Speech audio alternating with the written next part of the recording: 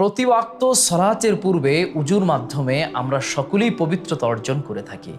কেননা পবিত্রতা অর্জনকারীকে আল্লাহ সুবহানাহু ওয়া তাআলা ভালোবাসেন বলে পবিত্র কোরআনে বর্ণিত হয়েছে। এ মর্মে আল্লাহ সুবহানাহু ওয়া তাআলা ইরশাদ করেছেন, ইন্নাল্লাহা ইউহিব্বুত তাওয়াবিনা ওয়া ইউহিব্বুল মুতাতাহহিরিন। নিশ্চয়ই আল্লাহ সুবহানাহু ওয়া তাআলা অধিক তাওবাকারীকে ভালোবাসেন এবং অধিক পবিত্রতা অর্জনকারীকে ভালোবাসেন। সুবহানাল্লাহ। উজুর মাধ্যমে পবিত্রতা অর্জনকারী ব্যক্তির জীবনের গুনাহ খাতা মাফ হয়ে যায় বলে হাদিসে বর্ণিত হয়েছে। এই মর্মে রাসূল সাল্লাল্লাহু আলাইহি ওয়া আলিহি ওয়াসাল্লাম ইরশাদ করেছেন, মান তাওয়াদ্দা ফাআহসানাল উদুআ খরাজাত খতায়াহু মিন জাসাদিহি হাত্তা তাখরুজা মিন তাহতি আযফারিহি।